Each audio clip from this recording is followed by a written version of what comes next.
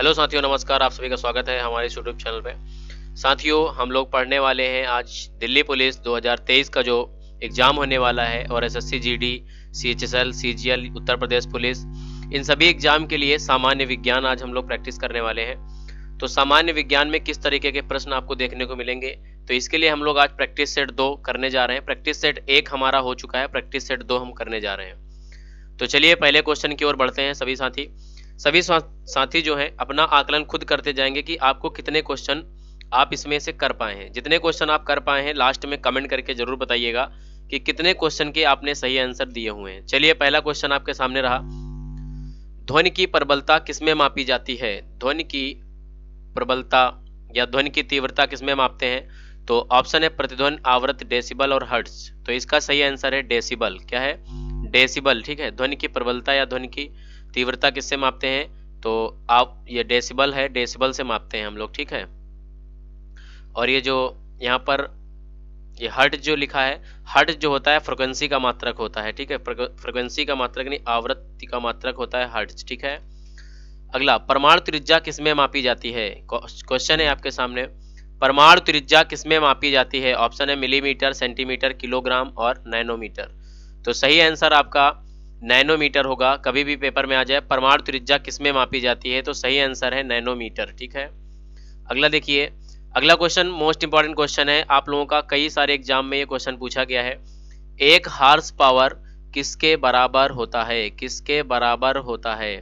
ठीक है, तो एक, या कभी लिख के आएगा एक अश्वशक्ति, एक अश्वशक्ति किसके बराबर होता है? तो एक अश्वशक्ति जो होता है या एक हार्स पावर लिखाओ तो 746 वाट के बराबर होता है। आपका सही आंसर ये वाला है, 746 वाट। ठीक है, ये क्वेश्चन मतलब हद से ज्यादा पूछा जाने वाला क्वेश्चन है। कई सारे एग्जामों में ये क्वेश्चन देखने को मिला है हमें, तो इसलिए हमने आपको बताया ये क्वेश्चन इंपॉर्टेंट है आपके लिए। ठीक है, क्वेश्चन नंबर 4 सभी साथी देखें।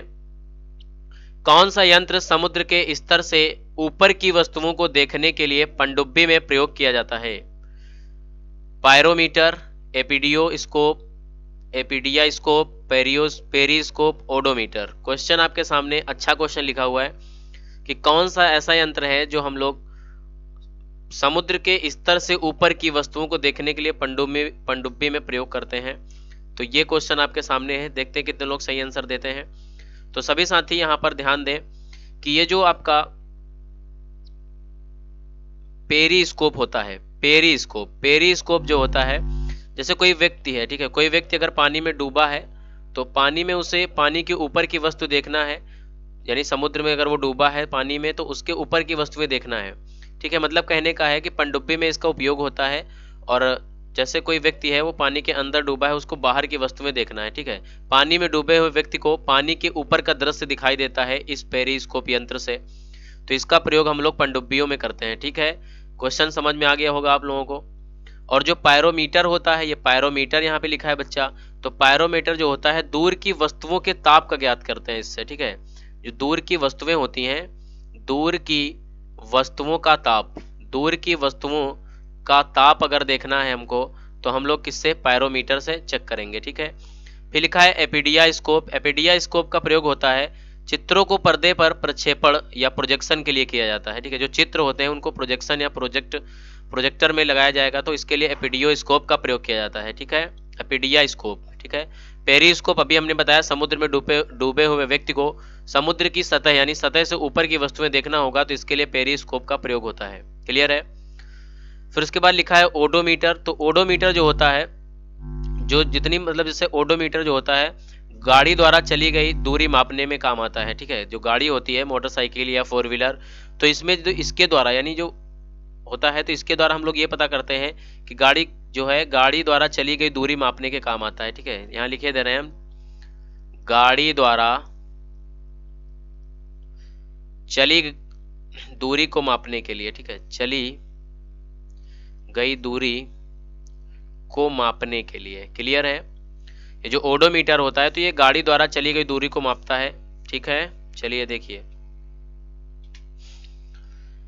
वायुमंडलीय दाब को मापने के लिए किसका उपयोग करते हैं? ये तो बच्चा रिकॉर्ड तोड़ क्वेश्चन ये भी पूछा जाता है, कई सारे मतलब हद से ज्यादा एग्जाम में पूछा गया क्वेश्चन है कि वायुमंडलीय दाब को किस में मापते हैं। ठीक है, तो वायुमंडलीय दाब को मापने के लिए किसका उपयोग किया जाता है?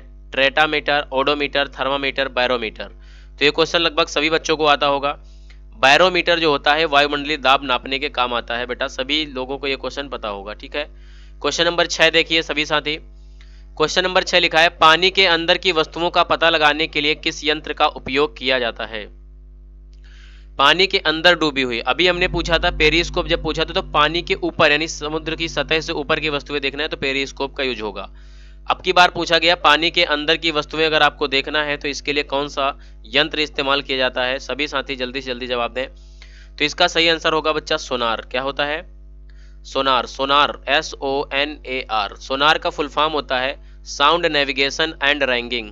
ठीक है, लिख लीजिए, साउंड नेविगेशन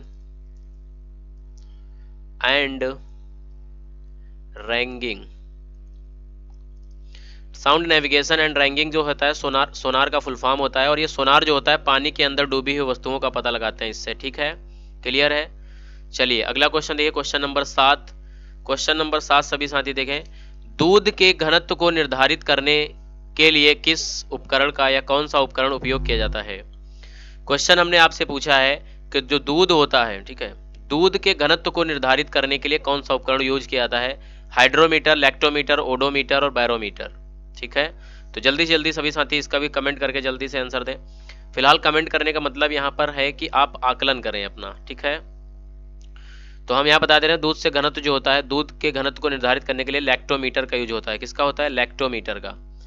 क्लियर है? लैक्टोमीटर। ठीक है, यहाँ पर देखिए हमने लिखा हाइड्रोमीटर। क्या लिखा है? हाइड्रो।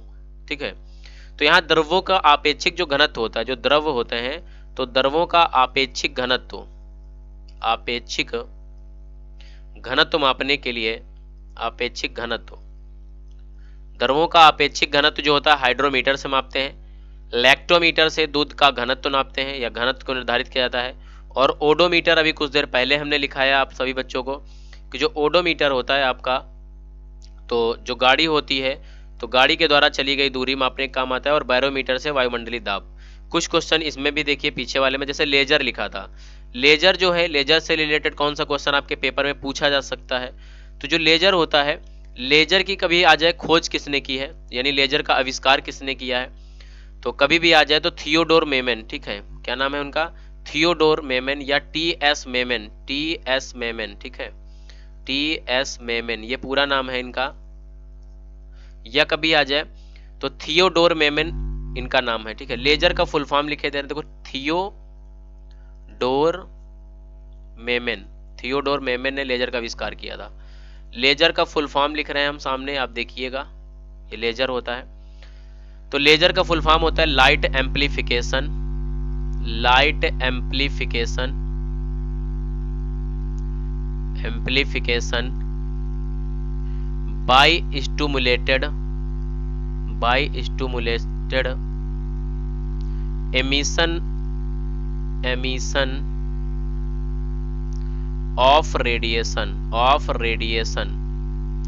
अगर आपको राइटिंग नहीं समझ में आई तो वॉइस समझ आ गई होगी। Light amplification by stimulated emission of radiation, ये इसका पूरा नाम होता है लेजर का फुल फॉर्म। ठीक है, लेजर में कौन सा प्रकाश होता है, कभी आपके पेपर में पूछेगा तो एक वर्णीय प्रकाश होता है इसमें। ठीक है, लेजर का जो इसमें कौन सा प्रकाश होता है, एक वर्णीय होता है। ठीक है, रडार आ गया है। रडार का फुल फॉर्म होता है रेडियो डिटेक्शन एंड रैंगिंग। ठीक है, यहाँ लिख रहे हैं बच्चा रडार, RADAR, ये होता है रडार।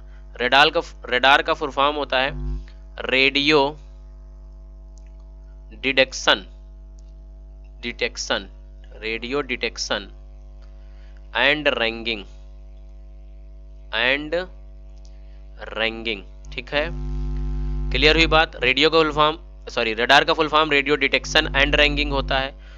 और जो स्कूबा होता है, स्कूबा होता है बच्चों, ये किसके लिए? ये गोताखोरों द्वारा पानी के अंदर सांस लेने के लिए उपयोग किया जाता है। ठीक है, जो गोताखोर होते हैं तो पानी के अंदर सांस लेने के लिए इसका उपयोग करते हैं स्कूबा का। ठीक है, चलिए इसमें हो गया सारा का सारा द्रवों का अपेक्षिक घनत्व। अगर हाइग्रोमीटर लिखा होता, अगर हाइग्रो लिखा होता इस तरीके से, हाइग्रोमीटर लिखा होता तो ये आर्द्रता नापने के काम आता है, यानी नमी नापने के काम आता है। नमी या आर्द्रता ठीक है। और हाइड्रो लिखा होगा तो द्रवों का अपेक्षिक घनत्व इससे मापते हैं, ठीक है, कभी गलत नहीं करोगे। थर्मामीटर से ताप नापते हैं। अगला क्वेश्चन, ऑटोमोबाइल में यात्रा की दूरी को मापने के लिए किस उपकरण का उपयोग करते हैं? ऑटोमोबाइल मतलब बाइक हो गई, फोर व्हीलर वगैरह हो गए, तो ऑटोमोबाइल में यात्रा की दूरी को मापने के लिए किस उपकरण का उपयोग किया जाता है? ऑप्शन है आपके पास स्पीडोमीटर, ओडोमीटर, टैकोमीटर और पेडोमीटर। सही आंसर बताइए इसका क्या है? अभी कुछ देर पहले आपने पढ़ा वाहनों द्वारा चली गई दूरी को मापने के लिए ओडोमीटर का इस्तेमाल किया जाता है, ये आपका सही आंसर होगा, ठीक है। ओडोमीटर जो है यही सही आंसर है, ठीक है। और स्पीडोमीटर से वाहन की गति केवल देखते हैं हम लोग, वाहन की गति ये स्पीडोमीटर दिखाता है, ठीक है। ओडोमीटर से देखते हैं कितनी दूरी है, कितनी दूरी चली गई है, और वाहन की गति देखना है तो स्पीडोमीटर का इस्तेमाल होगा। कभी आ जाए वायुयान की गति किससे मापते हैं? तो टैकोमीटर से, ठीक है। वायुयान की गति किससे मापते हैं? तो टैकोमीटर से, ठीक है। क्लियर है सभी साथी? चलो देखो क्वेश्चन नंबर 9 देखें। निम्न में से किसमें दिशा और परिमाण दोनों होता है? निम्न में से किसमें दिशा और परिमाण दोनों होता है? तो आपको बताना है कौन सा ऐसा सही आंसर है जो दोनों होता है। तो संवेग इसका सही आंसर है जिसमें दिशा और परिमाण दोनों होता है, ठीक है। क्वेश्चन नंबर 10 है, बल और विस्थापन का गुणनफल क्या कहलाता है? बल मतलब होता है फोर्स और विस्थापन मतलब डी डिस्प्लेसमेंट का गुणनफल किसके बराबर है, यानी क्या कहलाता है।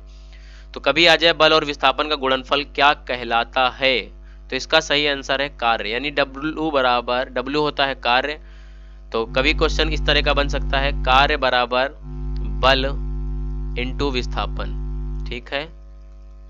क्वेश्चन हमने पूछा आपसे बल और विस्थापन का गुणनफल, तो बल और विस्थापन गुणनफल क्या होता है? कार्य के बराबर होता है, ठीक है। ठीक है, चलिए देखिए क्वेश्चन नंबर 11, कार्य करने की दर को क्या कहते हैं? कार्य करने की दर को क्या कहते हैं? ऊर्जा, वेग, शक्ति और बल।